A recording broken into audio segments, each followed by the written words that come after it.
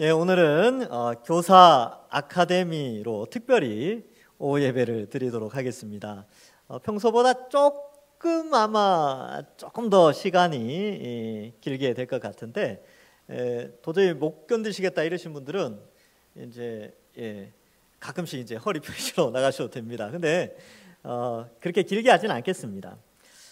이 교사 아카데미라고 해서 나는 교사가 아닌데 오후 예배 드려도 되나 이렇게 생각할 수 있지만, 여러분 우리 다 참석하셔서 우리 동산교회의 미래가 어떻게 준비되어야 될지 함께 알아가야 됩니다. 그리고 어떤 교사가 세워지는지, 어떻게 교사가 세워져야 될지를 함께 아셔야 기도도 할 거 아닙니까? 제가 새벽마다 기도 제목을 내거든요. 새벽 예배 나오시는 분 아시겠지만 기도 제목을 낼 때 항상 빠지지 않고 내는 기도 제목이 뭐냐면 교사들을 위해서, 다음 세대와 교사들을 위해서 기도해 주시기 바랍니다. 이렇게 기도 제목을 내요. 그러면 이제 교사들을 위해서 기도를 해야 되는데 사실 어떻게 기도해야 될지 잘 모를 때가 있거든요. 그러니까 그런 의미에서 이 교사 아카데미가 우리 모든 성도님들, 교사가 아니지만 성도님들이 알 필요가 있고, 그 다음에 우리 교회의 방향성을 좀 알 수 있게 되고요. 교사들 같은 경우는 이 교사라는 직책이 참 어렵습니다. 섬겨야 되고 시간도 많이 내야 되지요.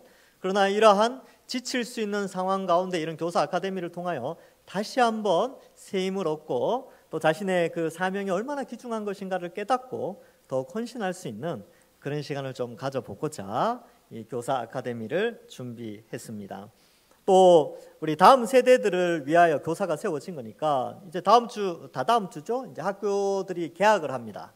그래서 이제 학교 활동을 하게 되는데 우리 다음 세대들이 이 거친 세상에서 또 신앙생활 잘 할 수 있도록 우리 모두가 함께 이런 계기를 통하여서 함께 기도할 수 있는 시간이 되었으면 좋겠다라고 생각을 해서 오늘 이 시간을 가지게 되었습니다. 제가 이제 이 컴퓨터를 연결하려고 하는데 혹시 연결이 되나요? 예, 됐군요. 지난번에는 한번 안 된 적이 있어가지고 당황스러운 적이 있었는데 이 강의안을 다 받으셨죠? 강의안을 안 받으신 분, 못 받으신 분 없으시지요? 그래서 강의안을 중심으로 해서 오늘 강의를 진행하도록 하겠습니다.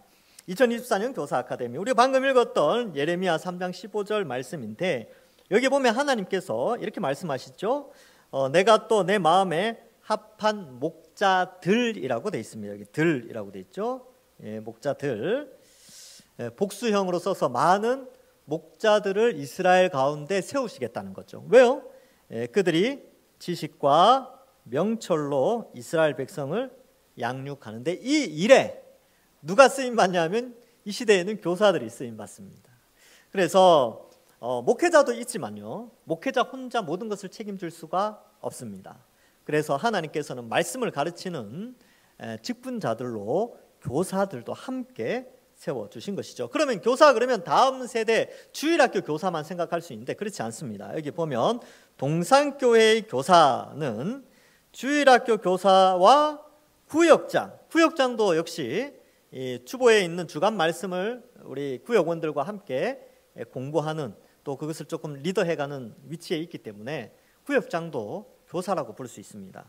그 다음에 새가족들이 왔을 때에 새가족을 양육하는 교사들, 또 새가족을 섬기는 섬김이들조차도 다 교사에 해당되는 것이죠. 그래서 이러한 교회 학교 교사로서 어떻게 우리가 세워질 것인가 함께 이제 공부해 보도록 하겠습니다. 자, 교사의 역할과 중요성, 어떤 역할을 해야 되고 그것이 왜 이렇게 교사가 중요한가, 이걸 좀 생각해 보는 것이죠. 이 성경 말씀에 보면 보겠습니다. 우리 사사기 2장 10절 말씀이 나오는데 우리 같이 한번 읽어볼까요? 시작. 그 세대의 사람도 다 그 조상들에게로 돌아갔고 그 후에 일어난 다른 세대는 여호와를 알지 못하며 여호와께서 이스라엘을 위하여 행하신 일도 알지 못하였더라. 아멘. 여기에 보면 이 다른 세대가 등장하죠. 다른 세대. 근데 왜 다르다라고 했냐면 그전 세대와 어떤 차이가 있었냐면 그전 세대는 여호와를 알았어요. 근데 다른 세대는 여호와를 알지 못했죠. 행하신 일도 알지 못했습니다. 여러분, 무지하다는 것은 뭔가 알지 못한다는 것은 배우지 못했다라는 것의 다른 표현이죠. 그래서 다음 우리의 신앙을 이어서 우리가 알고 있던 것을 다음 세대가 알 수 있도록 교육을 해야 됩니다. 교육이 아주 중요하지요. 그러나 그 교육이 없으면 알지 못하기 때문에 다음 세대가 아니라 다른 세대, 완전히 지식이나 가치관이 다른 세대가 등장하게 된다는 것입니다. 그러니까 교사의 역할이 너무나 중요한 것이죠. 그 다음 구절을 보면 이렇게 되어 있습니다. 내 백성이 지식이 없으므로 망하는도다, 이렇게 되어져 있죠. 지식을 버렸으니, 지식 버리는 거 간단합니다. 안 가르치면 지식 버리는 거예요. 교회가 성경 말씀을 안 가르치면 그때 교회는 지식을 버리게 되는 것이죠. 그렇게 버렸으니 나도 너를 버려, 하나님이 이스라엘을 버려 제사장이 되지 못하게 할 것이요, 내가 내 하나님의 율법을 잊었으니, 하나님의 말씀이죠, 이걸 잊어버림이 나도 네 자녀들을 잊어버리리라. 호세아 4장에 나오는 말씀인데, 이 북이스라엘에서 호세아가 활동을 했거든요. 근데 북이스라엘이 BC 722년에 망하는데, 그 망하기 바로 직전에 호세아를 보내서 마지막으로 기회를 주십니다. 너희들 회개해야 된다, 말씀으로 돌아가야 된다. 그래서 너희가 지금 이렇게 되면 곧 망하는데 그 이유는 너희가 지식을 버렸기 때문이다 라는 것을 가르쳐 주고 있습니다. 그러면 지식을 버리지 않고 지식을 소중히 간직하고 그 다음 세대의 상속물로 지식을 전달해 주기 위해서는 교사의 역할이 너무너무 중요하다. 여러분, 교회가 망하지 않고 다음 세대의 신앙이 잘 전수되려면요, 이 교사의 역할이 굉장히 중요합니다. 물론 목회자의 역할도 중요하죠. 그러나 함께 목사와 교사가 함께 이 일을 해야 되고, 이 교사들 그리고 구역장들 그리고 제가족 교사들이 굉장히 중요하게 되는 것이죠. 자, 그러면 누가 하나님의 지식을 전달해 주는가라고, 근데 당연히 교사인데, 이 교사의 역할을 했던 부흥의 시대에 교사의 역할을 했던 사람들이 있습니다. 이 장면도 잠깐 등장하는데, 느헤미야 8장에 보면 포로 후기 이제 3차 포로 후에 이스라엘 백성들이 이제 다 무너져 있는 거예요. 그러니까 1차 포로 후에 성전이 무너져 있으니까 학교와 스가랴를 통하여서 성전을 짓게 하죠. 그리고 그 다리오 왕, 그 다음에 크세르크세스 왕, 그 다음에 그 아르타크세스, 그러니까 아닥사스다 왕 있죠. 그 아닥사스다 왕 때에 느헤미야하고 학사 에스라가 등장하는데, 그때 그 3차로 돌아와서 다시 종교개혁을 일으킵니다.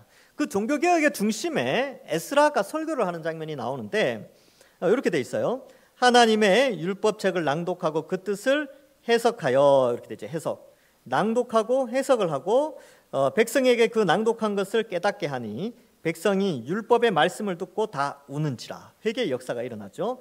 총독 느헤미야와 제사장 겸 학사 에스라와 백성을 가르치는 레위 사람들이 모든 백성에게 이르기를, 이렇게 돼 있습니다. 그래서 이 장면을 보면 그 이제 수문학 광장에서 개혁 운동이 일어나거든요.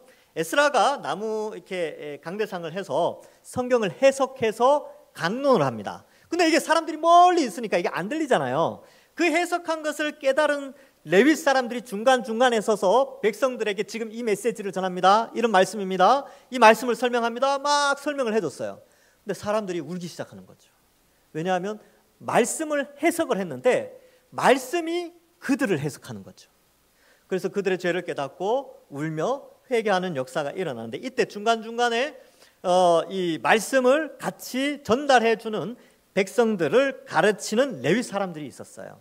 저는 이 시대에 보면, 어떻게 보면 이제 말씀을 해석하는 사람이, 에스라와 같이 해석을 했던 사람이 이제 목회자라면 그것을 전달해주고 그 메시지를 제대로 많은 사람들에게 골고루 퍼져나가게 해줄 수 있는 이 레위 사람의 역할이 교사들의 역할이 아닐까, 이렇게 생각을 해보게 됩니다. 그래서 그 밑에 보면 교사는 다음 세대와 성도들에게 하나님을 아는 지식을 전수하여 신앙을 계승하도록 하는 중요한 일꾼이 된다. 교사의 역할이 교회의 미래를 결정하게 된다.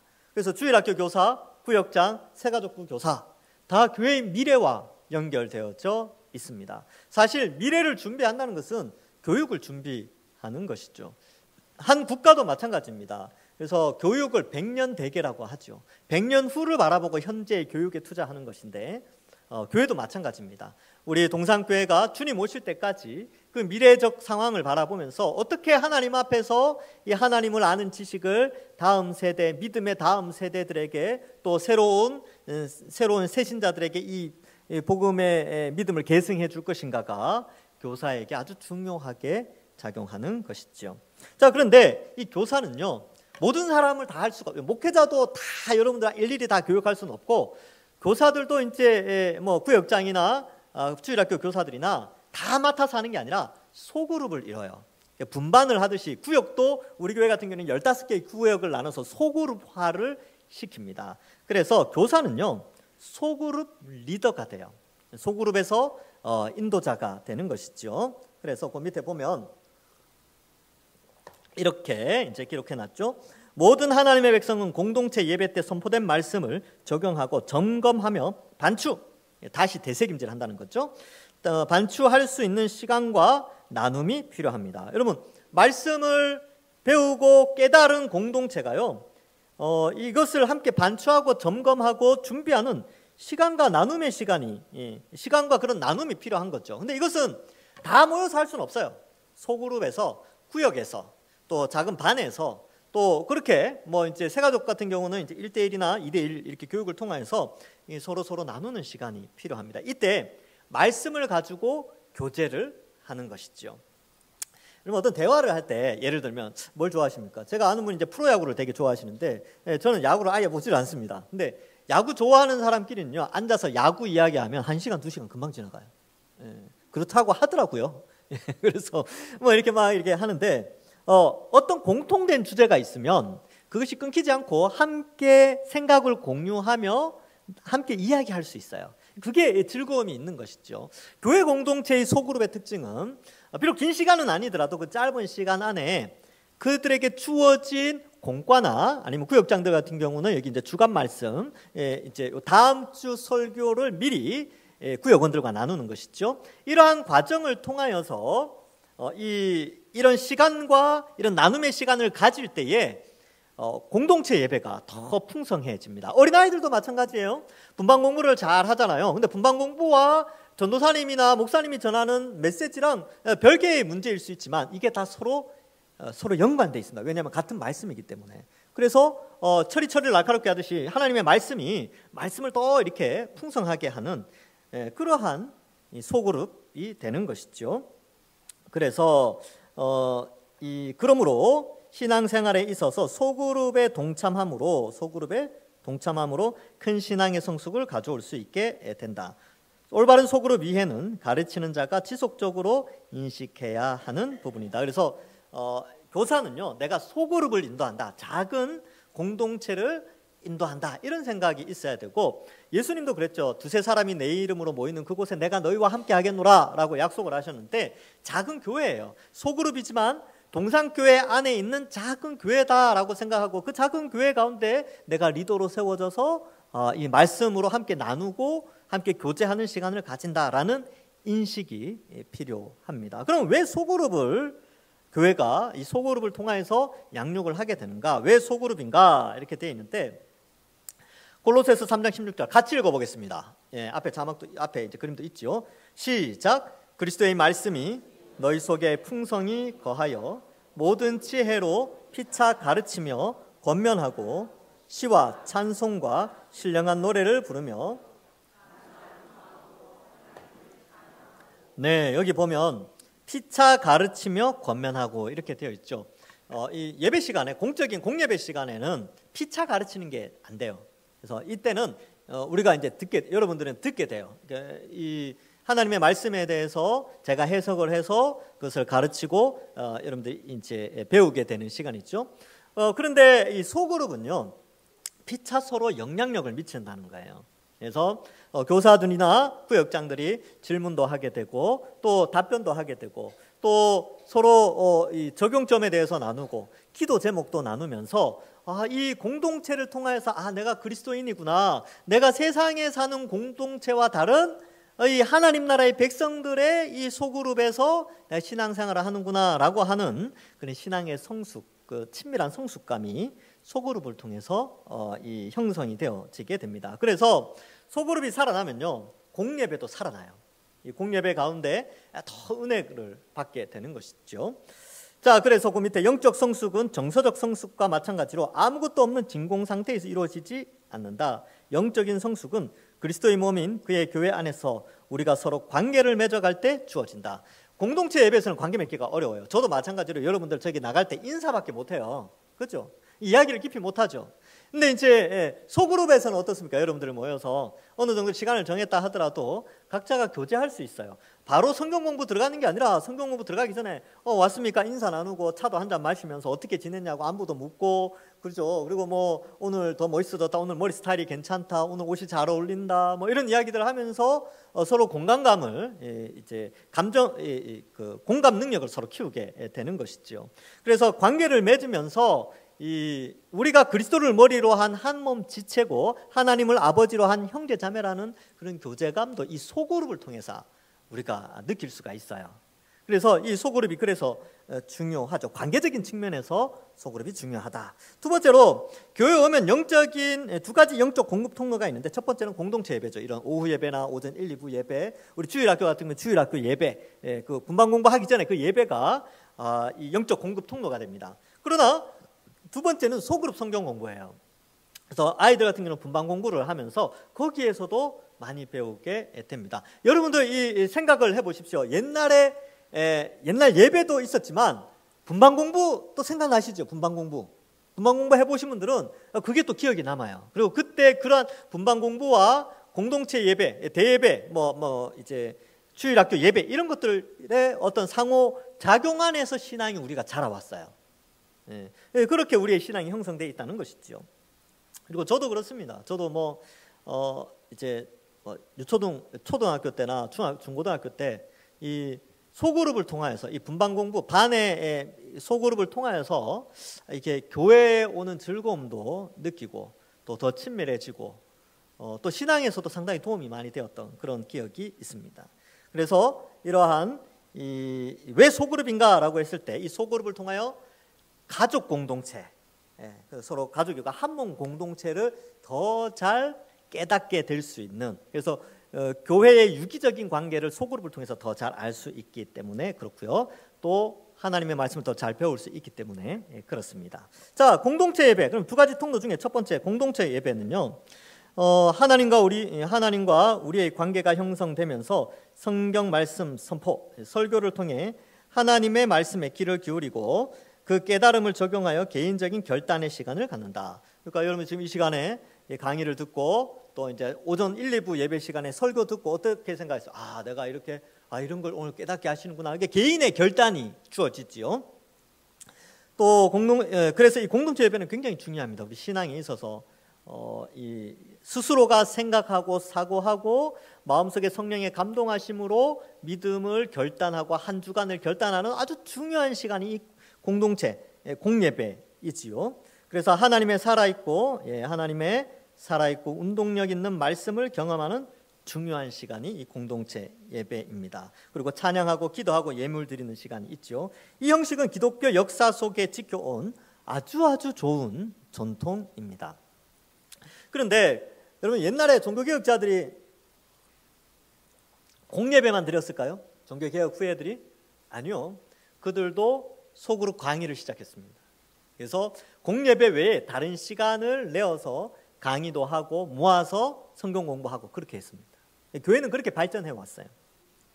아주 좋은 전통이죠. 소그룹 성경 공부. 소그룹 성경 공부는 좀 더 그 관계의 대상이 수평적이다. 이 말이 무슨 말이냐면 지금은 저와 여러분은 밑에 앉아 있고 저는 위에 서 있잖아요. 그러니까 저는 일방적으로 이야기를 하죠. 이걸 수직적이라고 표현하는데 소그룹은 그렇지 않아요. 서로 이야기할 수 있고 서로 자기가 깨달은 걸 설명할 수 있고 이렇게 나타낼 수 있는 그런 관계에 있죠. 물론 소그룹도 일방적 공부도 해야 됩니다. 공부하는 가운데서 질문을 할 수 있어요. 질문하고 대답을 하고 이런 게 아주 유기적으로 되죠. 제가 설교 시간에 여러분들한테 막 이렇게 장모님, 집사님 제가 질문 하나 할게요. 집사 권사님 제가 질문 하나 할게요. 이러면 시간이 얼마나 오래 걸리겠습니까, 그렇죠? 또 막 그러면 또 자기한테 질문 안 했다고 섭섭해할 수도 있고, 그죠? 예. 질문했다고 또 상처받을 수 있어요. 왜 나한테만 시키냐고. 근데 이제 설교는 그런데 소그룹은 그렇지 않아요. 소그룹은 그냥 몇 명 안 되니까 너는 어떻게 생각해? 뭐 이렇게 그런 것들이 있지요. 그래서 소그룹 인도 방법은 뒤에 가서 이제 함께 살펴보도록 하겠습니다. 어쨌든 자, 이 소그룹 성경 공부는 수평적이다. 그리고 좀 더 구체적으로 좀 생각해 볼 수가 있죠. 소그룹은 그리스도의 형상을 닮은 성도들 간에 서로 인격과 피차 가르치고 권면함이 있는 것이다. 그래서 소그룹에 오면 이제 성경 공부도 성경 공부인데 내 옆에 있는 형제 자매들을 통하여서 나도 저렇게 신앙생활을 해야 되겠다. 저분은 참 본받을 만하다. 우리 구역장. 우리 선생님은 저런 분이시구나. 저렇게 열심히 하시는구나. 그런 것들을 좀 생각해 볼 수 있게 되는 것이죠. 저도 뭐 여러분들도 그렇겠지만 기억나는 선생님들 있지 않습니까? 기억나는 선생님들, 교회학교 선생님들. 그런 이유가 바로 이런 인격적인 그런 배움이 있었기 때문에 그렇습니다. 그리고 피차 이렇게 성경 공부하면서 생각을 나누기도 하고 배우고 뭐 그렇게 하는 거죠. 소그룹은 주어진 성경 공부 내용을 배움으로 각자 자신을 살피고 그 말씀대로 살아가려는 지체들의 삶을 돌아보며 신앙 도움을 받고 상호 예수님의 형상을 닮아가는 것이다. 여기 상호 서로 예수님을 닮아가는 거예요. 그래서 여러분 예수님 닮기 원하시죠? 네, 예수님 닮는 방법 두 가지가 있어요. 첫 번째는 성경을 통하여서 예수님을 닮아갈 수 있습니다. 예수님이 이렇게 말씀하셨구나. 하나님이 이런 분이시구나. 이걸 알아가면서 하나님의 형상을 닮아가고요. 두 번째는 예수님을 닮은 사람 옆에 있으면 닮아갑니다. 이거는 확실한 거예요. 제가 이제 2000년 전에 제가 살진 않았지만 아마 제자들이 3년 동안 따라다니면서 예수님의 말투, 예수님의 걸음걸이, 뭐 예수님의 제스처 이런 거 많이 따라했을 거예요. 저도 이제 저의 스승님들이 있겠죠. 제가 배웠던 분들이 있는데 제가 그들의 제스처를 한 번씩 따라할 때가 있습니다. 그래서 말투도 한 번씩 따라하기도 하고 그래요. 그래서 옛날에는 막 이렇게 제가 이제 존경하는 목사님 이렇게 여러분 이렇게 했는데 제가 옛날에 그거 많이 따라했어요. 근데 나중에 이제 영상을 보니까 좀 어색하더라고요, 저는. 그래서 그게 안 하는데 어쨌든 가까이 있으면 닮아가요. 교회 공동체는 닮아갑니다. 서로 좋은 영향력을 주면서 닮아가는 것이죠. 그래서 아이들 주일학교 같은 경우도 이 아이들이 아주 그 천반지축 같고 천둥벌구속이처럼 그렇게 막 돌아다니는 것 같아도 하나님의 은혜가 교회 공동체 안에 있기 때문에 서로가 서로의 좋은 점을 닮아가도록 하나님이 인도하십니다. 철이 철을 날카롭게 하듯이 사람이 친구의 얼굴을 빛나게 하듯이 하나님께서 연단시켜 가는 것이죠. 그래서 제가 기도하는 모습 보고 옆에 있던 친구가 기도하는 모습을 따라가고요. 옆에 있는 친구가 성경을 펼치는 걸 보고 내가 이제 성경도 펼쳐야 되는구나. 옆에 있는 친구가 선생님 말씀 잘 듣는 거 보고 선생님 말씀을 잘 들어야 되는구나. 이 영향을 받는다는 거예요. 피차 가르치고 권면하는 것이죠. 구역 모임도 마찬가지입니다. 구역 모임에 어떤 이제 조금 더 신앙이 괜찮은 사람이 한 명이 있으면 구역장이나 뭐 이런 분들이 있으면 그 모습에 영향을 받아요. 좋은 영향을. 그렇기 때문에 상호 예수님의 형상을 닮아가는 이러한 것이 바로 소그룹을 통해서 나타나게 됩니다. 그러므로 소그룹에 있어서 공동체 예배 때와는 다른 대화와 교제의 역동성, 아주 이렇게 다이나믹한 에너지가 있죠. 예배 시간은 어떻습니까? 좀 정적 있죠. 여러분들 또 말하면 어떻습니까? 옆에서 쿡 찌르죠. 조용하라고.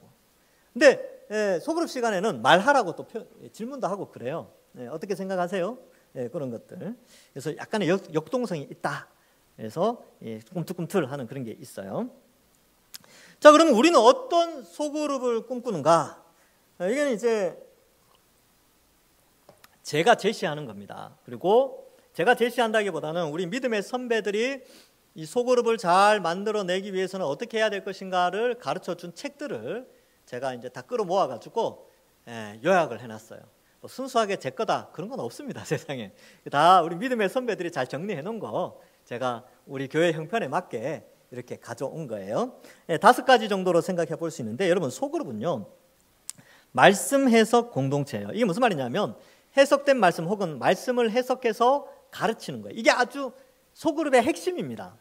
교제 나눔 뭐 이런 거 뭐 이렇게 즐거움도 있어야 되지만 일단은 그 가장 중심의 구심점 역할을 하는 것은 성경 말씀이에요. 이것이 소그룹 안에 있어야 됩니다. 이게 없어지면 그때부터는 동호회, 뭐 취미생활로 전락해 버립니다. 아니면 아주 이상한 형태의 종교적인 모임으로 변해버리기 때문에 소그룹, 구역 모임에는 말씀이 있어야 돼요. 그래서 말씀이 꼭 말씀이 1시간 모임 가운데 말씀이 50분 있어야 돼. 그런 건 아닌데 구역장의 역량에 따라서 10분, 20분 할 수도 있고요. 그러나 반드시 있어야 된다는 거예요. 반드시 말씀을 가르치고 배우고 또 함께 이야기 나누는 요 시간은 반드시 필요하다. 자, 그래서 소그룹 중심에는 역시 말씀이 있지요. 공과 공부를 통해 새가족 성경 공부를 통해 주보의 주간 말씀을 통해 서로 같은 본문을 연구하고 배우게 됩니다. 그래서 같은 본문 있죠. 소그룹 안에서는 구역 모임은 특별히 다음 주 설교 말씀을 예습함으로써 예배에 대한 기대감을 높인다. 소그룹 모임 때 자신이 깨달은 말씀을 함께 나누며 이를 적용하고 실제 삶의 성도로 어떻게 살아가야 되는가에 대한 다짐을 하게 되는 시간이다. 이것을 통해 서로가 더욱 신앙이 자라고 하나님을 아는 지식이 성숙되어진다. 이렇게 돼 있죠. 소그룹 모임 때뿐만 아니죠. 아이들 가르칠 때도 마찬가지입니다. 자, 이거 한번 같이 읽어보겠습니다. 아주 유명한 말씀이 있죠. 시작. 모든 성경은 하나님의 감동으로 된 것으로 교훈과 책망과 바르게 함과 의로 교육하기에 유익하니 이는 하나님의 사람으로 온전하게 하며 모든 선한 일을 행할 능력을 갖추게 하려 함이라. 아멘. 디모데후서 3장 16절 17절인데 여러분 여기서 이제 제가 늘 강조하는 게 있죠. 말씀을 굉장히 강조합니다. 말씀을 읽어야 된다, 잘 들어야 된다, 같이 공부해야 된다라고 하는 이유가 이것 때문이에요. 물론 이제 저는 다른 이유도 많이 있지만 여러분 여기 보면 말씀은 하나님의 감동으로 됐죠. 그러니까 이 권위가 저자가 하나님이란 뜻이에요. 모든 세상의 책들은 저게 있습니다.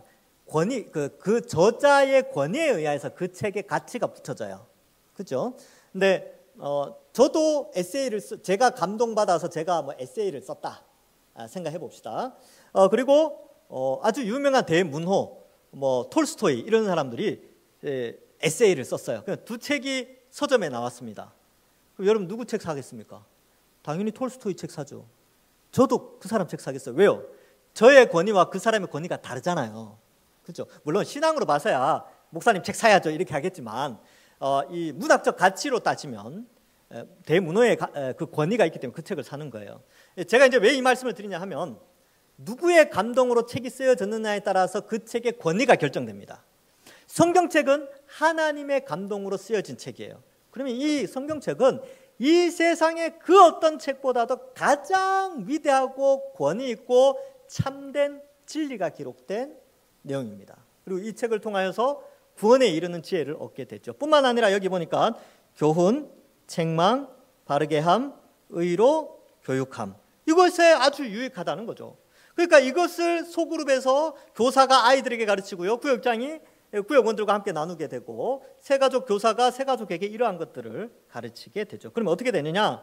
그 사람은요 잘 배우면 하나님의 사람으로 온전하게 되어집니다. 이게 교사의 사명. 그러면 교사는 이렇게 생각해야 돼요. 구역장이나 교사들은 내가 지금 가르치고 있고 내가 이 소그룹을 맡아서 함께 있는 구역원이나 우리 아이들이 어느 수준까지 자라야 될까? 이들이 어디까지 성장하기를 원하는가를 기대하셔야 됩니다. 그래서 우리 영유치부, 유초등부, 중고등부 우리 교사들이 있죠.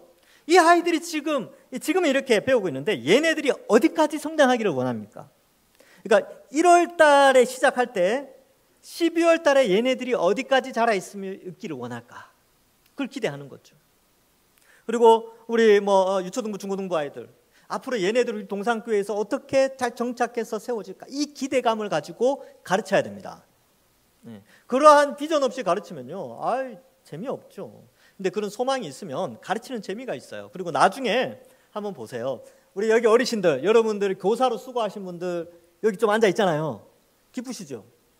여러분들의 수고와 헌신과 여러분들의 기대한 바가 이런 열매로 나타난 것입니다. 지금 교사들도 마찬가지예요. 여러분들이 이렇게 열심히 수고하고 헌신해서 여러분들이 나이가 들고 여러분들이 가르쳤던 우리 아이들이 자라서 교사가 되고 교회의 기둥 같은 일꾼들이 딱 되어졌을 때 여러분들의 마음이 어떨까요? 기쁘겠죠. 예. 그거와 똑같은 겁니다. 그래서 여기 보면 하나님의 사람으로 온전히 자라게 하는 이 일에 교사가 이 일을 하게 되는 것이죠. 자, 그래서 이러한 부분들을 교사가 하고 있다. 그래서 모든 선한 일을 행할 능력을 갖추게 하는 것이죠. 자, 영적 시너지 효과라는 게 있습니다. 이게 뭐냐 하면 이 말씀을 함께 살피면서 또 소그룹도 할 때에 시너지 효과가 있다. 그래서 본 예배와 소그룹, 분방 공부 이런 것들을 통하여서 영적 상승 효과가 있다는 것이죠. 자, 두 번째, 소그룹은 어쨌든 말씀 중심, 말씀 해석 공동체예요. 두 번째 이 소그룹은 어떤 공동체냐면 예배 회복 공동체를 지향합니다. 바라본다는 것이죠. 예배의 구성 요소에는 말씀과 기도, 찬양, 봉헌 등이 있죠. 특별히 개혁주의 교회에는 설교 말씀이 예배의 중심이 됩니다. 그리하여 사람이 즐거운 예배가 아니라 하나님의 뜻이 설교 말씀을 통해 선포되는 예배죠. 선포되는 예배가 참된 예배가 됩니다. 그리고 기도와 찬양 역시 우리가 즐거운 것이 아니라 하나님의 방식과 뜻에 합당하게 올려드려야 합니다. 그래서 여러분 지금 이 두 번째는 예배 회복인데 이 예배는 공예배예요. 공예배. 공예배가 회복돼야 됐죠. 여러분 예배가 잘 드려지는 교회가 진짜 좋은 교회입니다. 예배에 은혜가 있는 교회가 진짜 좋은 교회예요. 어떤 분들은 그래요. 막 예배는 계속 드리는데 은혜를 못 받아요. 그러면 늘 이렇게 표정이 안 좋아요. 교회 와서 불평과 불만만 늘어나죠. 근데 예배에 은혜가 되면요, 불평과 불만이 있더라도 말씀의 은혜 받으면 그 둔탁한 마음이 녹아내려요. 그 거칠거칠하던 성향이 또 부드러워집니다. 예배가 그래서 중요한 거죠. 왜? 선포되는 말씀이 우리의 심령에 부딪혀서 우리의 심령과 관절과 골수를 찔러 쪼개기까지 우리의 모든 둔탁한 거친 것들을 다 부드럽게 만들기 때문에 예배는 그래서 중요한데 그 예배를 살리는 역할 가운데 이 소그룹이 그것을 하게 되는 것입니다. 그래서 설교를 더 잘 이해하기 위해 성경을 연구하는 것이다. 성경을 배우는 것이죠. 성경 연구는 또 성경 공부는 설교를 집중시키는 좋은 도구가 된다. 성경을 연구함으로 선포되어지는 말씀의 흐름을 이해할 수 있게 되고 이미 한번 연구하고 지금 우리 교회에 맞게 하는 거예요. 우리 주간 말씀 하잖아요. 우리 구역 모임에서 이미 한번 연구하고 나누진 말씀을 다시 돌아보며 묵상하여 하나님의 뜻을 한 번 더 생각해 볼 수 있기 때문에 예배에 집중할 수 있게 된다. 자, 여러분 주간 말씀 하시는 분들이 있어요. 주보에 주간 말씀 하시는 분들. 요거는 이제 오늘도 이렇게인데 여기 보면 마태복음 13장 31절부터 35절 이거 다음 주 설교 말씀이에요. 겨자와 누룩뷰. 요거를 이제 공부하면 어떻게 됩니까? 다음 주 설교 시간이 기대되겠죠. 목사님 무슨 말씀하실까? 이제 자기가 열심히 연구해서 다음 주에 요런 말씀을 하시겠네 라고 다음 주에 졸겠습니까? 아니면 더 잘 듣겠습니까? 그런 말씀을 하시는지 안 하는지 듣고 자기가 생각했던 것보다 더 깊이 있게 나갔을 때 오는 감격이 있어요. 그렇죠? 야, 나는 이렇게 봤는데 야, 이 본문이 이런 의미가 있었구나 라고 하면서 깨달으면서 예배가 회복되어진다는 겁니다. 저도 사실은 이거 안 하면 저도 편합니다. 이거 미리 안 하면 저도 편해요. 근데 이거 할 때 참 머리를 짜내고 이 시간을 주보 작업할 때 이 시간 제일 많이 투자합니다. 왜냐하면 예배가 회복돼야 되니까. 그래서 이러한 예습을 소그룹을 통해서 구역 모임 이제 3월 달부터 하는데 이걸 잘 해놓으면요 그 다음 주 예배 시간에 제 생각인데 조금 덜 졸릴 거예요. 물론 한 주간 살아오시다 피곤하신 분들도 있죠. 근데 좀 덜 졸리지 않을까. 그래서 실제로 제가 이 주간 말씀 하시는 분들 이렇게 내시잖아요. 제출을 하시잖아요. 그렇게 제출하시는 분들 이렇게 제가 예배 시간 때 보면 거의 안 좋으셔요. 요즘 거의 다 좋으시는 분은 없습니다. 없는데 이게 집중력이 굉장히 좋습니다. 제가 참 감사해요. 그리고 우리 이제 수요 예배 때 이제 타교에 우리 전에 있던 교회 청년이 와서 이번에 이제 인사하고 갔거든요. 저한테 하는 말이 목사님 여기는 사람들이 막 설교를 다 적네요. 그런 거예요. 그래서 그게 참 신기해 하더라고요. 너무 부럽다고. 설교를 적을 성도들이 그렇게 그 정도 수준이 되었다는 거죠. 그래서 깜짝 놀라고 갔어요. 참 뿌듯했습니다. 우리 성도들 말씀에 연세가 많든 적든 말씀에 이렇게 막 적으려고 하고 막 알아가려고 하는 그걸 하신 건데 제가 잘나서 그런 게 아니죠. 성령이 우리 가운데 역사하셔서 우리가 그 말씀을 사모하니까, 또 적기 힘드신 분들 듣는데 아주 집중해서 잘 들으시니까 그렇게 되는 거죠. 그래서 예배의 회복이 굉장히 중요한데 이 소그룹에서 이러한 일들을 미리 하게 되는 것이죠. 어린아이들 가르치는 소그룹도 마찬가지입니다. 이 소그룹에서 그 분방 공과 공부를 하면서 설교도 같이 시너지를 가지고 설교도 더 잘 듣게 되는 것이지요. 예배 찬양도 마찬가지입니다. 그죠? 예배 시간 안에 찬양이 있는데 말씀을 통해 구원의 기쁨과 하나님에 대한 올바른 이해를 통해 느끼는 찬양보다는 기억하고 생각하는 찬양. 찬양이라는 그 의미 있기 때문에 느끼는 건 당연한 거예요. 근데 그것을 뛰어넘어서 좀 수준 높게 그 가사에 담겨진 의미까지 기억하고 생각하는 찬양으로 발전할 수 있다는 거죠. 그래서 음률이 좋은 찬양이 참 느낌이 좋아요. 저도 그런 걸 좋아합니다. 그렇지만 이 말씀을 또 가까이 하면요, 이제 가사가 더 뜨겁게 다가와요. 찬양도 회복되어지죠. 기도도 마찬가지입니다. 기도도 성경에 기록된 대로 그 방향대로 하나님 뜻대로 기도하면 되는 것이고, 봉헌 역시 마찬가지지요. 하나님께 드리고 헌신하는 것들입니다. 소그룹이 잘 되면 하나님께 드리는 헌신과 봉헌도 더욱 의미 있게 되어집니다. 자, 그다음 사역 헌신 공동체. 이렇게 소그룹을 통해서 소그룹이 어떻게 발전할 것인가? 내가 가르치는 이 어린 아이들, 또 내가 섬기는 우리 구역원들이 어떻게 이제 이 교회 공동체 안에서 나가기를 원하는가? 이 사역에 헌신할 수 있는 자들로 세워야죠. 일꾼들로 세워야 될 거 아닙니까? 그래서 이 소그룹을 통하여서 은사들을 발견하고, 이제 구역장이 아는 거죠. 아니면 교사가 아는 거예요. 야, 너는 참 이런 은사가 있구나. 어떤 애들은 막 엄청나게 막 설치는데 새로운 애들이 오면 막 다가가지고 즐겁게 막 말 거는 애들이 있어요. 이런 애들 귀중합니다. 새 가지고 오면 이런 애들이 가가지고 야, 너 말 좀 시켜봐. 막 친하게 지내고 막. 그런 거 이렇게 은사들을 발견하고, 또 어떤 사람은 조용한데 또 뭐 이렇게 잘 챙겨줘. 그러면 야, 너는 이런 거 참 잘하는구나. 이거 보는 거죠. 구역장들도 마찬가지예요. 구역원들 이렇게 지켜보면 이 사람은 이렇게 하면 잘 되겠다. 이 사람은 이렇게 쓰임 받으면 되겠다. 뭐 이런 걸 하면서 이제 시간이 지나서 믿음이 자라면 이제 권면하는 거죠. 이런 거 봉사해 보시는 게 어떨까요? 이런데 아주 은사가 있는 것 같습니다. 이렇게 그죠. 이렇게 이제 사역 지향 공동체로 가는 것이죠. 거기 7절 에베소서 4장 7절에 보면 우리 각 사람에게 그리스도의 선물의 분량대로 은혜를 주셨다 이렇게 표현하죠. 그래서 거기 보면 어떤 사람은 사도, 선지자, 복음 전하는 자, 이제 여기에 목사와 교사 이런 표현이 나오죠. 이렇게 은사대로 쓰임 받고, 이 은사의 목록은 에베소서뿐만 아니라 로마서에도 많이 나오고 고린도전서에도 많이 나오게 됩니다. 은사의 목적은 뭐라고요?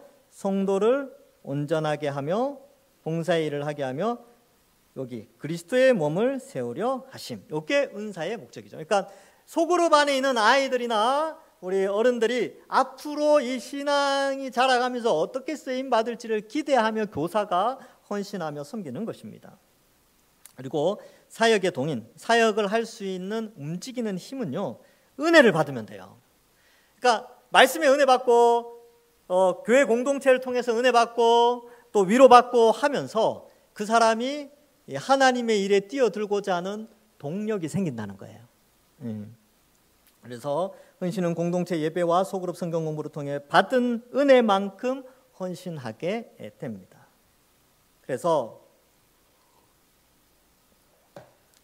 소그룹을 통해 주의 몸된 교회를 위한 수고와 헌신에 대해 더 고민하게 되고 나눔을 하게 된다 이렇게 표현하고 있습니다. 정상적인 소그룹이라면 이 개인 사역과 소그룹 공동체 사역에 대한 방향성을 발견하고 긍정적이고 열정적인 사역을 소망하게 된다. 자, 여기 이제 세 번째고, 네 번째는 전도와 선교 공동체를 지향한다. 어쨌든 소그룹은 성장해야 돼요. 교회가 성장해야 되듯이 소그룹도 성장해야 되는데 전도grup이 성장하려면 전도해야 되죠. 그렇죠? 그래서 아이들 말씀으로 잘 가르치고 전도할 수 있도록 도와줘야 됩니다. 그래서 전도 행사 이런 것들을 하는 게 좋아요. 전도 행사를 꼭 교회가 하는 게 아니라 각 반에서 아니면 구역끼리 그냥 구역이 알아서, 야, 우리 이제 결정하는 구역장이, 우리는 5월 달에 우리 구역 전도 집회를 한번 해볼까? 아니면 이제 우리 2학년 우리 소망반은 7월 달에 우리 전도 친구 초청 이걸 한번 해보자. 그래서 떡볶이를 사먹는다든지 아니면 길거리에 가서 뭘 사준다든지 그렇게 할 수가 있지요. 물론 우리 교회도 할 겁니다. 이제 공사 완공되고 나면 하반기에 영혼 구원 전도 잔치 이런 거 할 거예요. 지금 공사 때문에 이제 계속 제가 계획을 못 했는데 이제 할 겁니다. 마찬가지로 소그룹도 해야 돼요. 그래서 각 반이 늘어날 수 있도록 이 생동감 있게 늘어날 수 있도록 하고 아이들이나 청소년들이나 청년들에게 권면하는 거죠. 한번 친구 데리고 와봐. 어쨌든 복음 듣고 구원 받아야 될 거 아닙니까? 그렇죠? 그래서 이러한 그들에게 그 소그룹 원들에게 일정한 사역의 목표점도 제시해 주는 게 필요합니다. 비전을 제시해 주고 그것의 가치를 설명해 주는 것도 의미가 있는 것이지요. 자, 그래서 여기 보면 성경 구절은 우리 약간 졸리실 수도 있으니까 같이 읽어보겠습니다. 자, 어깨 한번 쫙 펴시고 교사 아카데미시니까 설교 시간 아닙니다. 강의 시간이니까 어깨도 한번 펴시고 자, 같이 읽어볼까요? 시작. 이는 이제 교회로 말미암아 하늘에 있는 통치자들과 권세들에게 하나님의 각종 지혜를 알게 하려 하심이니. 근데 여기 보면 교회로 말미암아 교회가 무슨 일을 하냐면 하늘에 있는 통치자들과 권세들, 이 세상을 의미합니다. 이 세상의 많은 사람들에게 하나님의 각종 지혜를 알게 하려 하는 거죠. 교회가 이 세상에 하나님의 지혜를 알리는 거예요. 전도해야 되죠. 전도와 관련된 성경 구절 많은데 이제 교회 입장에서 이거 한번 읽어봤고요. 전도와 선교는 생명력이 넘치는 소그룹 활동의 중요한 요소다. 그리고 그 밑에 점 보면 하나님의 말씀을 통한 양육 없이, 요거 이제 론 니콜라스라는 사람이 쓴 소그룹 운동과 교회 성장 중에 이분이 이런 말을 썼어요. 하나님의 말씀을 통한 양육 없이 전도나 사회 봉사만 힘쓰려 할 때 그러한 소그룹 속에 있는 조원들은 빼빼 마르며 영적 영양실조에 빠질 것이다. 이제 왜 이 말을 했냐면 이분이 말하는 것은 말씀의 풍성함을 가지고 전도해야 된다라는 거예요. 근데 말씀의 풍성함 없이 전도에만 하면 영적으로 메말라가기 때문에 이 좋은 교회 공동체가 될 수 없다는 거죠. 그러니까 순서를 그렇게 한 거예요. 말씀 중심, 그리고 교제하고 복음 들고 나가고, 요 순서로 이제 교회가 성장해야 된다라는 것이죠. 그래서 우리는 전도 선교 공동체를 지향하게 됩니다. 그리고 선교하는 일에도 우리가 많이 관심을 가져야 됩니다. 지금 이제 우리 교회도 선교를 열심히 하려고 하죠. 그래서 뭐 오늘 초보 광고에도 선교 후원해달라고 이제 광고를 냈는데 소그룹 어린아이들 어려서부터도 선교에 대한 마인드를 좀 심어줄 필요가 있습니다. 이 교회라는 것을 항상 어린아이들은 눈에 보이는 것에 한정돼 있거든요. 그래서 아이들에게 교회 그러면 동상교회예요. 그리고 아니면 자기 주변에 보이는 교회들, 주변에 있는 교회들, 그게 교회 전부라고 생각한단 말이죠. 아이들의 사고의 폭은 그렇게 넓지 않습니다. 근데 이 선교라는 걸 통하여서 이 글로벌 시대에 교회가, 하나님의 교회가 얼마나 많이 흩어져 있는가를 나타내어 보여주는 것이지요. 조금 덥지요? 괜찮습니까? 더워요? 예. 그럼 뭐 잠깐 껐다가 추워요 할 때 틀면 되겠네요. 그렇죠? 예. 그래서 다 꺼주시면 되겠습니다. 자, 그래서 이렇게 선교하는 일에도 이 선교는 다음 세대나 구역원들에게 전도가, 우리가 하는 이 전도가 우리만 하는 것이 아니라 전 세계에 흩어져 있는 교회들이 동시에 하고 있다는 것을 알려주고 그런 좀 거시적인 신앙의 안목을 심어주는 데 중요합니다. 세 번째, 기도연합 공동체를 지향한다. 같이 읽어보겠습니다. 시작. 새벽 아직도 밝기 전에 예수께서 일어나 나가 한적한 곳으로 가사 거기서 기도하시더니. 여러분, 예수님은 하나님이세요. 성자 하나님인데 인간으로 오셨을 때에 기도하셨습니다. 하나님이신 예수님이 인간으로 오셨다는 것 때문에 기도하셨는데 우리는 하나님도 아니잖아요. 우리는 신이 아니에요. 우리는 그냥 피조된 인간인데 우리는 기도를 얼마나 더 해야 되겠습니까? 그러니까 예수님도 기도하셨는데, 그러니까 우리도 기도해야 된다. 우리 교사들은 기도해야 돼요. 그리고 소그룹은 기도해야 됩니다.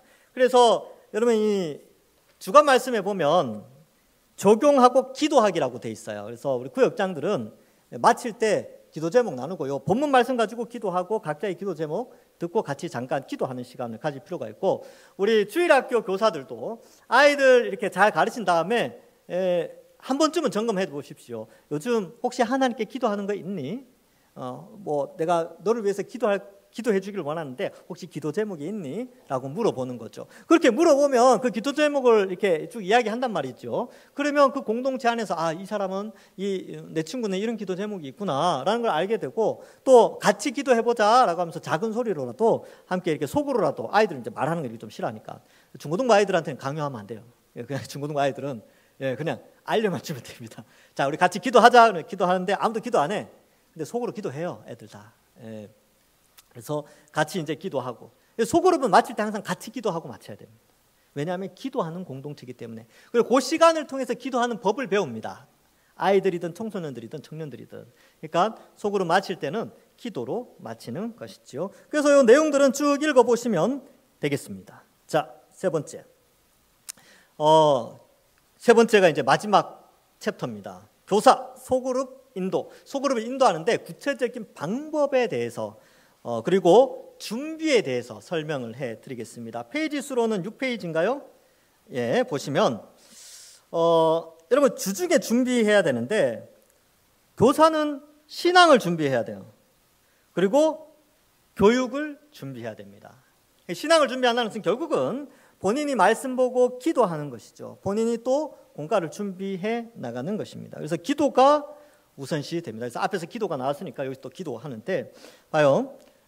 교사는 또 구역장은 세가족 교사는요. 공동체와 그 아이들 또 구역원들을 위해서 성숙과 교제함을 위해서 기도해야 됩니다. 우리 소그룹 모임 때 하나님의 은혜가 넘치도록 모든 것이 물같이 잘 흘러내려갈 수 있도록 순서들을 위해서 기도하는 것이지요. 그래서 이러한 것들이 필요합니다. 그래서 교사들은 기도하는 사람이어야 돼요. 아이들, 여러분들이 맡은 반 아이들을 위해서 기도해야 합니다. 기도 열심히 한 주간 열심히 해보고 그 다음 주 공과 공부 한번 진행해 보십시오. 어떻게 달라지나 한번 해보시라니까요. 많이 다르실 거예요. 교사가 아이들을 바라보는 자세나 열정이 이런 것들이 벌써 기도한 교사들은 벌써 달라요. 자, 그 다음에 겸손히 모임의 인도를 위해서 아무리 교사 10년, 20년 했다고 그러더라도 하나님의 은혜 없이는 그 소그룹 인도가 안 돼요. 하나님의 은혜로 하는 겁니다. 저도 마찬가지죠. 저도 마찬가지. 설교를 막 수십 년 했잖아요. 아니요. 하나님의 은혜입니다. 하나님의 은혜 없이는 못합니다. 그러니까 소그룹 리더, 구역장이나 교사들이나 소그룹 리더들은 항상 이것을 명심해야 하는 것이지요. 그래서 이러한 것들을 좀 생각을 해볼 때에 기도하는 교사, 정말 귀합니다. 하나님이 함께 하시죠. 그리고 자신을 위해서도 기도를 해야 합니다. 그래서 교사로서 잘 준비되어지고 또 담대하게 진리의 말씀을 잘 선포할 수 있도록 또 잘 가르칠 수 있도록 기도해야 되겠지요. 말씀 연구하기.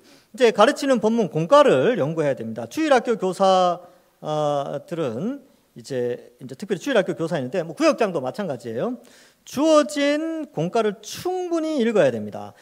그래서 그 주에 그 다음 주에 가르칠 공과 있잖아요. 교사들 주중에 읽으셔야 돼요. 아니면 토요일이라도, 주중에 워낙 바쁘시면 토요일이라도 시간을 내셔서 내일 할 것에 대한 본문을 읽고 그 공과책에 나오는 지도 교환들을 읽으셔야 돼요. 그죠? 주일학교는 성경 66권에 대한 가르침을 중심으로 하죠. 그래서 총회에 계신 우리 주일학교 담당하시는 목사님들과 헌신하시는 분들이 아주 탁월하신 분들입니다. 그분들이 모여서 책을 만들어내요.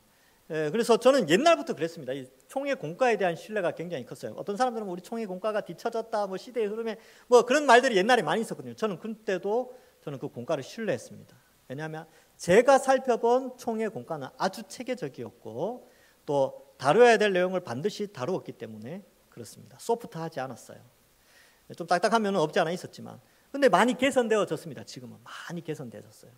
그래서 총회에서 준비한 교육 교재를 따라 준비하고 성령의 인도하심을 따라 자기 분량대로 잘 가르치면 됩니다. 여러분, 교사들이 막 뛰어나려고 안 해도 돼요.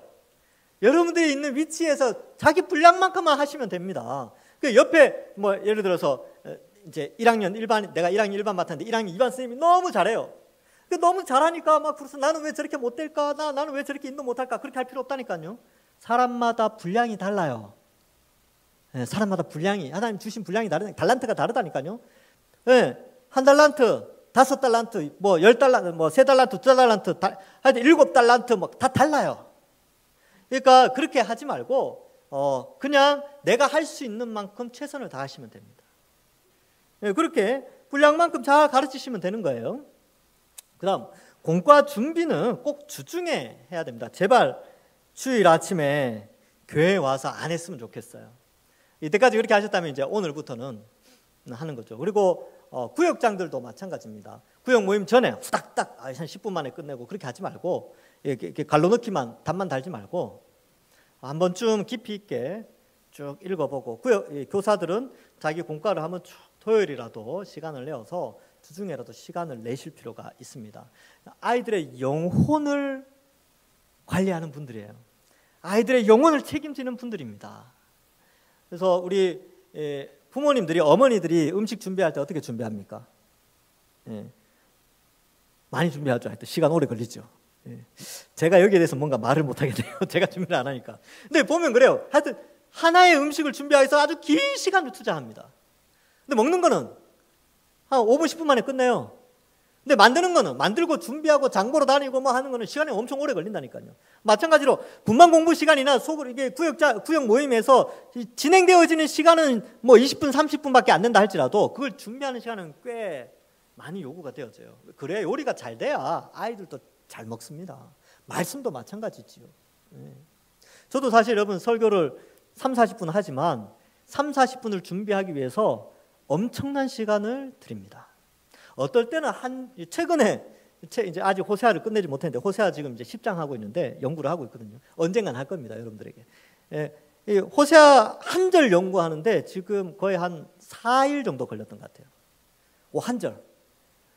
그렇게 시간을 많이 투자합니다. 그러니까 여러분들에게 설교하는 그런 것들이 엄청난 시간으로 나온 거예요. 근데 35분 이렇게 이제 설교하니까 그런데 소그룹을 가르치는 교사도 마찬가지입니다. 10분을 투자해서 30분을 가르치는 게 아니라 30분 이상의 것을 투자하여 30분을 가르치는 거죠. 20분을 가르치고 10분을 가르치는 것입니다. 그래서 주중에 잘 준비해 주시면 되겠습니다. 그리고 이제 우리 부장님들과 부감님들이 해야 될 일이 있습니다. 어떤 일을 하느냐? 부장과 부감의 역할, 교사들에게 금요일쯤 공과 준비 요청 카톡 보내기. 요거 중요하죠. 예. 우리 부장님들은 반을 안 맡고 있어요. 그렇기 때문에 부장님들의 역할은 전체적인 것들을 좀 주관하지만 교사들의 공과를 한번 해보시면 될 것 같습니다. 물론 담당 교육자들이 이걸 하면 되겠지만 그래도 부장님들이 이 일을 조금 한번 해보시면 좋지 않을까. 교사 단톡방에 글을 올리면 됩니다. 그래서 이제 내일 모레 주일입니다. 공과 준비 잘하시고 주일날 뵙겠습니다. 뭐 이 정도로 짧게. 이제 제가 이야기했으니까 그렇게 하시면 돼요. 교사들 우리 부장이 이렇게 했다고 뭐 이렇게 할 필요도 없습니다. 그냥 제가 지시한 거니까 이렇게 해야 교사들이 공과를 준비해요. 까먹고 있다가 잊어먹고 있다가 바쁘니까 이제 준비하게 되겠죠. 자, 밑에 중요합니다. 양들은 목자의 음성을 듣고 안다. 아이들이 이해하지 못할까 걱정하지 말라. 생각보다 똑똑하다. 아이들 똑똑합니다. 우리 선생님 오늘 준비 잘 하셨네. 오늘 말씀 너무 재밌다. 이거 아이들이 제일 먼저 알아요. 저도 마찬가지겠죠. 그렇죠? 구역원들도 마찬가지입니다. 우리 구역장님 참 열심히 준비하셨네. 우리 선생님 잘 준비하셨네. 우리 목사님 오늘 설교 말씀 잘 준비하셨네. 뭐 그리고 다 여러분들이 알잖아요. 제가 그거 안다니까요. 여러분들은 하나님이 저를 보내어 양을 먹이라고 하셨기 때문에 제가 준비한 꼴을 먹일 때 제가 알아요. 그리고 제가 어렵게 설교를 준비할 때도 있습니다. 근데 저는 어렵게 해요. 왜? 하나님이 택한 백성들은 어려워도 성령이 그 마음속에서 감동해서 배우게 하신다. 실제로 그런 경우가 많습니다. 여기 연세 드신 분들 나가면서 목사님 오늘 은혜 많이 받았습니다. 내려가서 식당에 밥 먹고 올라오는데 목사님 오늘 말씀 진짜 은혜 많이 받았습니다. 오늘 되게 어려웠는데 그걸 아시는 거예요. 제가 그때 역시 이거는 학문에 많고 가방끈 길고 좁고 뭐 무슨 학위를 받고 이게 중요한 게 아니라 그 심령의 성령이 그 마음속에 성도의 마음속에 지성과 의지와 감정을 변화시켜서 깨닫게 하시는 역사다. 그래서 하나님이 양육하시는 거죠. 그러니까 교사의 역할, 구역장의 역할, 세가족 교사의 역할은요. 말씀을 잘 준비해서 잘 가르치면 돼요. 이해하지 못하면 어떨까? 아니요. 똑똑하다니까요. 우리 성도들 얼마나 똑똑한데요. 아이들 진짜 똑똑해요. 자, 그 다음 주중에 연락해야 됩니다. 자, 목적. 주중 영적 각성 및 관계성 강화를 위해서 연락을 해 주셔야 합니다. 요즘 이제 어린아이들 같은 경우는 모르겠지만 중고등부 아이들 같은 경우는 이제 휴대전화를 다 갖고 있기 때문에 연락을 하고, 우리 구역원들도 휴대전화 다 가지고 있으니까 카톡이나 이런 걸 하셔도 되고, 전화가 제일 좋습니다. 전화. 근데 전화 자주 하면 부담될 수도 있으니까 뭐 전화는 뭐 2주에 한 번씩, 아니면 구역 모임이 있기 이제 전에 한번 전화를 해주시면 좋습니다. 아이들 같은 경우는 이제 부모님과 또 연결이 되어 있죠. 그래서 부모님과의 연락도 좀 중요하죠. 그 밑에 나옵니다. 근데 전화할 때는요, 신앙생활에 대한 점검이 반드시 필요합니다. 잘 지냈니? 이제 예를 들어서 유초등부 아이다. 통화를 할 때 잘 지냈니? 반가워. 그리고 뭐 밥 먹기 전에 기도했니? 뭐 자기 전에 혹시 기도하니? 꼭 기도하고 주일날 우리 예배 사모하면서 보자. 그리고 오늘 하루 찬양은 많이 했니? 뭐 이런 거 있잖아요. 그러니까 신앙과 관련된 이야기들을 툭툭 던져주는 거죠. 그래서 아이들이 평소 주중에도 신앙에 대한 일상의 사명을 감당할 수 있도록 좀 도와주면 좋습니다. 그래서 일상의 사명, 그리고 주일 모임에 주일날 보자 뭐 이런 거 있죠. 자, 그다음에 학부모, 어린아이들 같은 경우는 영유치부나 뭐 유초등부는 학부모와는 뗄래야 뗄 수가 없습니다. 그 부모가 보내지 않으면 못 오는 거고, 부모의 일정에 따라서 아이들의 주일 신앙생활이 결정되거든요. 그래서 학부모와의 관계가 아주 중요하죠. 근데 학부모 중에서 두 가지 부류로 되어 있는데, 부모가 같은 교회 성도일 수도 있고요, 타교회 다닐 수도 있고, 부모가 믿지 않을 때도 있습니다. 그렇죠. 이럴 때는 좀 대하는 게 좀 다르겠죠. 그래서 우리 주일학교 교사들을 상대로 할 때는 교사는 학생의 부모와 관계를 형성해야 된다. 같은 교회니까, 여기 이제 같은 교회 안에서는요, 부모들에게 늘 아이의 장점을 말해줘야 돼요. 여러분, 남의 자식, 이렇게 내 자식 단점 이야기하면 누가 좋아하겠습니까? 사실이라 할지라도. 집에서 막 정신없어요. 막 돌아다니고, 막 아이 주의력 없고, 막 그런데 그 담당 교사가 와서 아이가 너무 부주의해요. 그럼 부모도 알지만 속상하죠. 그래서 뭐라 그래요? 전도사님 찾아가서 내년에 교사 바꿔주세요. 그런다니까요. 근데 아이가 막 정신없고 막 그런데 교사가 와가지고, 야, 이 아이는 아주 창의력이 있고 또 리더십이 있으며 분위기를 늘 즐겁게 만들어줍니다. 얼마나 좋습니까? 이렇게 말해주면. 그냥 부모님이 다 알지만 기쁜 거죠. 그러니까 이 교사는 내 아이의 장점을 바라보고 있구나. 좋은 점을 볼 수 있는 눈이 있구나. 그래서 어때요? 내년에도 꼭 이 선생님이 같이 우리 아이를 신앙으로 인도해 줬으면 좋겠다. 그렇게 생각한다니까요.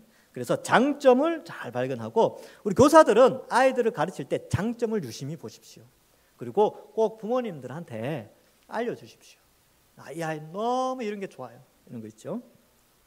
그래서 부모는 주일 오전만큼은 주일학교 교사에게 그 영혼을 맡기게 됩니다. 이게 아주 중요하죠. 평소에는 부모가 책임을 져요. 그러나 주일 오전만큼은요, 그 교사에게 모든 걸 맡깁니다. 교사는 그 아이들을 책임지는 거예요. 네. 자, 근데 부모가 믿지 않을 때가 있죠. 이분들은 아주 소중한 분들입니다. 잘은 없는데 그래도 있어요. 우리 유초등부 아이들, 영유치부는 좀 엄마와 같이 나와야 되니까 어쩔 수 없는데, 유초등부 아이들 중에 가끔 부모가 예수님 안 믿는데 오는 애들이 있어요. 친구 따라. 그러면 그럴 때 그 아이만 상대하는 게 아니라 그 아이를 보내주는 부모와도 연결이 돼야 됩니다. 그래서 부모님 연락처를 알아내서 전화해서 이게 우리 제 동산교회 누구 담당 교사인데요, 보내주셔서 너무 감사합니다. 이 표현을 꼭 하셔야 돼요. 그리고 아이가 너무 괜찮다고, 그리고 우리 교회에서도 신앙생활 또 좋은 인격을 갖추어 갈 수 있도록 잘 돕겠습니다. 이런 형태로 교회가 아주 유익한, 불신자니까 신앙에 대해서 저는 모르니까 아주 유익한 공동체라는 것을 알려주면서 아이를 맡길 수 있도록 신뢰감을 줘야 되죠. 그러한 가운데 전도되어집니다. 아이들을 통해서 부모가 오기도 하죠. 그래서 왜냐하면 부모들이 궁금해해요. 우리 애가 나가는 교회는 어떤 데인가? 우리 애를 가르치고 있는 전도사님, 말씀을 가르치는 목회자가 있다는데 어떤 사람인가 궁금해야 한다니까요. 그래서 올 수 있는 기회가 주어지죠. 그래서 부모 초청 예배 이런 것도 있을 수 있지요. 그래서 아이들을 통해 전도될 수 있으며, 이런 부모들은 아마 기독교에 대해 굉장히 열린 마음을 가지고 있을 것이다. 전화, 카톡, 최대한 예의를 갖추고 아이의 장점에 대해 칭찬을 많이 해 주어야 한다. 동산교회를 믿고 주일 오전을 맡기기에 특별히 부모와 소통을 통해 아이의 신앙과 인격의 성장과 발전을 위해서 부모와 해야 돼요. 근데 이게 어렵습니다. 우리 교사들이 이거 굉장히 부담스러워하는데, 왜냐하면 내가 이 아이의 부모한테 전하면 부모가 부담스러워하지 않을까 이렇게 생각하는데 전혀 그렇지 않습니다. 전혀 부담스럽지 않아요. 새가족 교사 어제 새가족 세미나 수련회 어제 했는데 제가 이야기했어요. 새가족한테 전화하면 새가족이 부담스러워하지 않을까 이렇게 질문이 나올 수 있는데 아니요, 전혀 부담스러워하지 않습니다. 왜냐하면 원래 그런 줄 알아요. 교회는 새로 등록하면 이렇게 일주일에 한 번씩 전화하나 보다 하고 자연스럽게 받아들여요. 근데 전화 안 하면 그럴 수도 있죠. 나한테 관심이 없나? 나 지난주 등록했는데 내가 왔는데 관심이 없네 이렇게 생각할 수 있단 말이죠. 그래서 어제 이제 새가족부 제가 처음으로 좀 체계를 세워서 좀 잘 할 수 있도록 앞으로 이렇게 조금 이렇게 했어요. 앞으로 좀 더 발전할 겁니다, 새가족부가. 그리고 우리 구역장들도 마찬가지예요. 새가족이 8주 양육 과정을 거친 후에 구역에 들어온단 말이죠. 연락을 해야 돼요. 연락을 자주 하고, 우리 구역에 새로 누군가가 오면 늘 연락해요. 새가족이 등록을 했잖아요. 그러면 등록하 8주 후에 가는 게 아니라 참 등록을 하면 이 전도회와 구역의 구역장에게 연락하라고 제가 또 이렇게 시스템을 만들어 놨어요. 그러면 구역장이나 기관장이요 전화를 하면 돼요. 내가 전화하면 부담스럽지 않을까? 아니요, 전혀 부담스럽지 않습니다. 다시 강조합니다. 원래 그런 줄 알아요. 새가족은 원래 그런 줄 압니다. 자, 리더 모임, 교사 모임이나 구역장 모임을 잘 참석해야 하겠지요. 그래서 이 리더 모임이나 교사 모임을 소홀히 여겨서는 안 됩니다. 그래서 교사 모임 잘 참석해야 하죠. 시간이 그러네요. 모임 당일 준비, 예배 잘 참석하십시오. 교사가 주일 예배 참석 안 하면 안 됩니다. 그래서 예배 없는 소그룹 인도는 없죠. 그래서 여기 보면 주일학교 교사는 특히 주일 오전 예배 참석을 의무로 해야 된다. 오전 9시에 드리는 중고등부 같은 경우 중고등부 교사들은 11시 예배를 참석하셔야 돼요. 그리고 11시 예배에 참석하시는 교사들은 9시 예배에 반드시 참석해야 됩니다. 왜냐하면 교사도 영적으로 공급을 받아야 돼요. 그렇죠? 신앙의 말씀으로 공급받아야 가르치죠. 그래서 여러분 그 세상의 학교의 선생님들 있잖아요. 그 초등학교 선생님, 유치원 선생님, 중고등학교 선생님들도 방학 때 무슨 교육 받아요. 더 잘 가르치라고 막 나라에서 무슨 교육 같은 시스템 같은 거 만들어 놓습니다. 그러니까 주일학교 교사들도 마찬가지죠. 영양분을 공급받아야 가르칠 수 있는데 그것은 주일 예배, 1부, 2부 예배에 참석하여서 본인이 은혜 받고 또 오후 예배 참석해서 은혜 받고 그렇게 하는 것이죠. 그래서 뭐 정 참석을 못했다 그럴 때는 영상으로도 아니면 오후 예배라도 참석하셔서 은혜를 받으셔야 됩니다. 그래서 작년 예배를 드리는 교사들이 본이 돼야 되죠. 본. 아이들도 주일 예배에 대한 귀중함을 여긴다. 어른이 교사가 작년 예배를 귀중히 여기면 아이들도 아이들 예배를 귀중하게 여긴다는 것이죠. 그래서 반드시 참석하고 훈련하십시오. 힘든가 합니다. 아침 9시부터 나오려면 어떻게 해야 돼요? 더 일찍 일어나야 되죠. 8시, 7시 반 이때 일어나가지고 막 해야 되고 또 거기에다 아이들 데리고 와야 되고 아이들 관계가 있고 힘들어요. 근데 한번 노력하셔야 됩니다. 공급받아야 잘합니다. 소그룹 잘 챙겨주셔야 되죠. 결석자 관리를 하셔야 됩니다. 결석했으면 연락을 하셔야 돼요. 보통 이제 교회도 우리 여전도사님이 주로 연락을 했는데 지금 여전도사님이 없으니까 구역장들이 이제 그 일을 하는 거예요. 그러니까 구역장들이 그 일을 하면 됩니다. 자기 구역원들 오늘 왔는지 안 왔는지 점검을 하는 거죠. 그래서 이제 앞으로는 이제 3월 달부터는 제가 구역장들에게 부목사님을 통해서 이렇게 결석자들 이렇게 좀 보내서 연락하시라고 그렇게 하려고 합니다. 그래서 구역장들이 그 일을 하고 교사들도 마찬가지예요. 아이들이 결석했으면 그 학부모에게 전화를 해서 어디 아프냐고 그렇게 하고 왜 안 왔어? 이런 말 하면 안 되는 거 아시죠? 왜 안 왔어가 아니고 뭔 일 있으셨어요? 아이가 어디가 아팠나 아니면 어디 갔다 오셨어요? 이렇게 물어야지. 왜 안 왔어? 그러면 추궁하는 것 같잖아요. 그러니까 좀 대화도 좀 뒤에 나옵니다. 그래서 모임을 피해가는 멤버들 좀 주목하시고 관심을 가지시면 됩니다. 그리고 구역장이 이제 권찰과 함께 하죠. 왜냐하면 권찰은 나중에 예비 리더이기 때문에 그렇습니다. 장소로 이동할 때 우리 공과 공부 이동할 때 이탈을 좀 방지해야 됩니다. 아이들이 막 도망가거든요. 모임에 대한 소망을 주라. 그래서 모임이 귀중하면 안 도망가요. 근데 이제 도망가는 애들이 있어요. 그래서 잘 붙잡아야 됩니다. 실제 인도하기 기도로 시작하죠. 그리고 교제하죠. 뭐 이런저런 이야기하고 뭐 간식 먹기도 하고 그리고 말씀 연구 및 나눔 가르칠 거 잘 가르치면 됩니다. 앞에서 다 이야기했어요. 근데 말씀 연구할 때 이 부분은 꼭 해야 되겠습니다. 자, 아이들하고 이야기할 때 질문을 했는데 엉뚱한 답변을 할 때가 있어요. 그리고 구역원들하고 막 이야기할 때 이건 어떻게 생각하시는데 그 갈로넣기 하는데 그 우리 주간 말씀에 보면 갈로넣기 있잖아요. 엉뚱한 답을 찾을 때가 있어요. 그죠? 그럴 때 어떻게 합니까? 그건 아니고, 아니면 그건 틀렸어, 혹은 참나 라고 한다든지, 이런 표현은 절대로 하시면 안 됩니다. 그런 말을 하면요, 그 다음 모임부터 나오기 싫어요. 예. 그럼 어떻게 해야 되느냐? 어떻게 해야 되냐면 그 다음 점에 보면 그렇게 돼 있죠. 자, 볼까요? 이렇게 정녕 엉뚱한 말을 하거나 엉뚱한 답을 대답할 때 그렇게 생각할 수 있겠네요. 아이들한테는 야, 그렇게 생각할 수도 있겠네. 그래. 그러면 이렇게 보는 건 어떨까? 하고 이제 가르쳐 주는 거죠. 이 뉘앙스 아시겠어요? 그러니까 아이들도 알아요. 내가 지금 무시당한다는 느낌을 받는다는 거 안다니까요. 그러니까 야, 그게 뭐냐? 그건 아니야. 그건 틀렸어. 이렇게 말해버리면 위축된다니까요. 왜냐하면 또 다른 아이들도 있는데 막 부끄러워요. 근데 그 생각을 존중해 주는 거죠. 야, 그래, 그럴 수도 있겠네. 그래, 넌 그렇게 생각했구나. 그런데 이거 이렇게 생각해보면 어떨까? 하고 이제 원래 공부했던 내용을 가르쳐 주는 거죠. 괜찮지? 이렇게 물어보는 거죠. 이거 너도 괜찮은데 이렇게 보는 것도 있어. 이것도 좀 더 넌 괜찮은 것 같은데 이런 방향이 있다. 이렇게 이야기해 주는 거죠. 자, 그리고 이제 다른 사람의 의견을 물을 때도 있어요. 또 뭐 이런 거. 기발한 생각인데 다른 사람들의 생각은 어때? 이렇게 물어보는 거죠. 그래서 이제 구역장들도 마찬가지죠. 갈로넣기를 하는데 아니면 이 내용을 이야기하는데 전혀 엉뚱한 이야기를 하면 얘 아주 기발하네요. 그렇게 생각할 수도 있겠네요. 다른 분들은 어떻게 생각하세요? 이렇게 물어보는 것이죠. 이런 이 대화의 어떤 방법들을 조금 알 필요가 있어요. 그래서 이런 것들. 그리고 이제 한 주 결석했다가 오잖아요.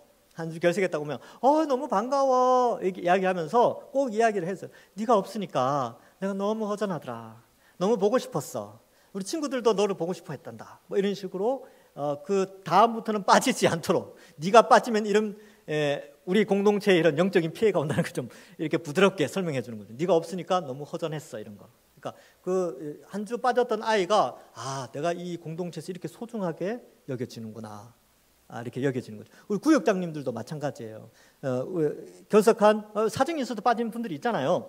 전화해서 왜 안 나왔어가 아니라 지난주 못 뵀는데 집사님이 안 계시니까 그 자리가, 집사님 늘 앉으시던 그 자리가 왜 이렇게 허전해 보일까요? 보고 싶습니다. 이번 주에는 이번 주에는 보실 수 있죠? 이렇게 이제 묻는 거죠. 그리고 뭐 어디 아프신 데는 없는지 이렇게 묻는 거죠.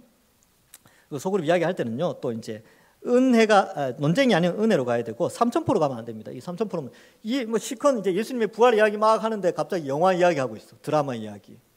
그죠? 그렇게 쭉 너무 많이 빠져나가면 안 된다는 거죠. 그래서 교사나 리더들은 항상 이제 다시 본문으로 돌아올 수 있는 그런 것도 필요합니다. 그리고 중심 사상, 그러니까 본문이 여러분들이 미리 준비했던 그 본문이 말하려고 하는 게 뭘까? 여기 이제 주간 말씀에는 중심 사상이 있어요. 중심 사상은 계속해서 이제 반추시켜 주면서 이 본문은 이런 내용입니다라는 걸 알려주는 것이죠. 기도 나누죠. 그래서 마칠 때 기도하고 다음 시간을 위한 약속을 하면 됩니다. 자, 그 밑에 요거 읽고 마치겠습니다. 자, 같이 읽겠습니다. 시작. 지혜 있는 자는 궁창의 빛과 같이 빛날 것이요, 많은 사람을 옳은 대로 돌아오게 한 자는 별과 같이 영원토록 빛나리라. 아멘. 교사는 많은 교사들을, 구역원들을 하나님께로 인도하는 이 일을 하는 자들인데, 이들에게는 별과 같이 영원토록 빛나죠. 오늘 주일 1부, 2부 때는 어땠어요? 해와 같이 빛나는 영광이 있다라고 예수님이 말씀하셨죠. 그래서 교사의 직분은요, 너무나 귀중합니다. 미래가 교사들에게 달려 있어요. 그래서 자신이 때로는 힘들 수 있죠. 어려울 수 있죠. 그러나 단순히 내가 동산교회를 위해서 희생한다 이런 생각하지 말고, 걸시적인 안목을 가지고 하나님께서 이 인류의 역사 속에 구속의 역사를 이끌어가는 그 하나님의 사역에 내가 뛰어들어 동참하고 있다. 이 하나님의 거대한 구원의 역사 속에 내가 동참하고 이 일을 하고 있다. 이 개념을 가지고 교사의 직분, 구역장의 직분, 새가족 교사의 직분, 다음 세대를 양육하는 이러한 마음으로 귀한 사명 잘 감당해 주시기를 주님의 이름으로 간절히 축원합니다. 기도하겠습니다. 하나님 아버지, 은혜를 감사합니다. 오늘 특별히 교사 아카데미로 교사의 중요성과 자질들, 또 소그룹을 인도하는 방법들에 대해서 함께 살펴보았습니다. 그러나 이러한 것이 얼마나 하나님 나라의 확장을 위하여 하나님께서 교사들을 사용하시는지 우리가 배웠사오니, 우리가 우리에게 속한 그 소그룹, 하나님 주신 이 사명 잘 감당하게 하시고, 비록 동산교회라는 이 공동체 안에서 이 사명을 감당하지만 이것이 하나님 나라의 확장을 위하여 하나님의 그 구원의 역사 속에 우리가 뛰어들어 함께 하나님과 일하고 있다는 사실을 잊지 않고 귀한 사명 잘 감당하는 저희들 되게 하여 주옵소서. 여기 나오는 대로 다 완벽할 수는 없습니다. 우리는 다 연약하고 부족합니다. 그래서 하나님, 정말 좋은 교사가 더욱더 될 수 있도록, 앞으로 더욱더 성장하고 자랄 수 있도록, 지금은 부족하지만, 지금은 연약하지만 한 해 두 해 가면서 더욱더 하나님이 기뻐하시는 교사들로 든든히 세워지는 우리 모든 교사들 되게 축복하여 주옵소서. 감사드리오며 예수님의 이름으로 기도하옵나이다. 아멘.